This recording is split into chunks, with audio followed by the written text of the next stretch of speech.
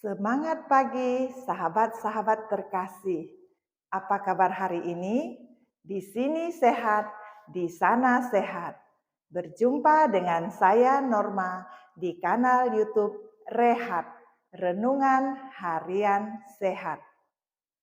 Lukas 9 ayat 46 sampai 48. Timbullah pertengkaran di antara murid-murid Yesus tentang siapakah yang terbesar di antara mereka.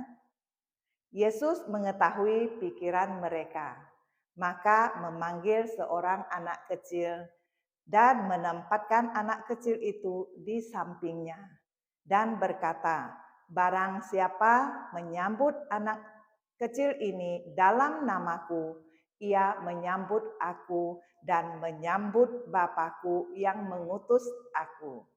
Karena yang terkecil di antara kamu, dialah yang terbesar." Rehat hari ini, siapa yang terbesar di antara kita? Sahabat-sahabat terkasih, murid Yesus di zaman dulu dan zaman kini tidak jauh beda.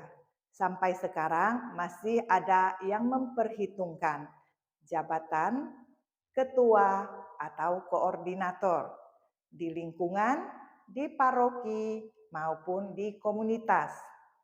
Ini semua merupakan pandangan manusia yang masih melihat dari sudut pandang duniawi, yang dimana seorang mengejar yang tertinggi karena menurut manusia kehormatan didapat dari kedudukan dan jabatan yang paling tinggi.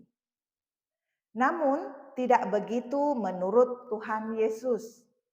Cara pandang Tuhan Yesus menjadi yang terbesar adalah menjalankan tugas pelayanan dengan tulus hati seperti anak kecil yang polos apa adanya. Ini merupakan sudut pandang rohani bagi orang-orang yang beriman pada Kristus. Sudah seharusnya kita terapkan dalam hidup sehari-hari. Sahabat-sahabat terkasih, bagi Tuhan, pikiran sama dengan perkataan. Sedangkan bisikan sama dengan suara yang nyaring. Karena itu, kita harus sangat ketat dalam menguasai segala pikiran kita. Karena Tuhan Yesus sangat memperhatikan pikiran kita. Yesus ingin agar kita menghendaki kehormatan yang diperoleh melalui kerendahan hati yang tenang, bukan melalui keinginan berlebihan yang muluk-muluk yang meresahkan hati. Maka Yesus memberi contoh dan mengambil seorang anak kecil dan meletakkannya di sampingnya. Sahabat-sahabat terkasih, teguran Yesus yang diberikan Yesus kepada murid-muridnya juga berlaku untuk kita sampai saat ini. Tuhan Yesus menghendaki agar kita memiliki tabiat seperti anak kecil yang rendah hati dan tenang serta rasa damai dengan diri sendiri, supaya kita tidak semata-mata mengejar kemegahan duniawi, seperti mementingkan jabatan, pujian, dan penghormatan dari sesama. Tetapi kita harus mati terhadap hal-hal tersebut, sehingga kita bisa hidup seperti anak kecil yang polos apa adanya.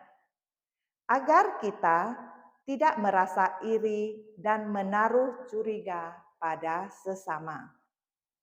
Supaya kita bersedia menjadi yang terkecil, sehingga menjadi lebih berguna dan bisa merendahkan diri untuk melakukan tugas sederhana demi suatu kebaikan. Inilah yang Yesus ajarkan pada kita.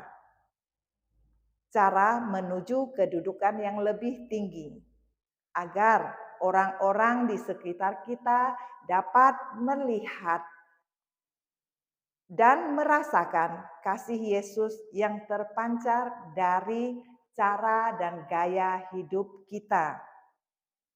Dengan begitu, semakin banyak orang yang diselamatkan dan Tuhan Yesus semakin ditinggikan.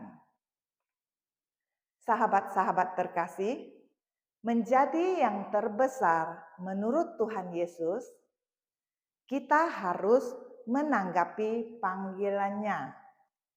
1. Menanggapi dan melayani Allah dapat kita lakukan melalui hal-hal sederhana. Contoh, dalam menghadapi anak-anak pada saat anak-anak mengalami masalah.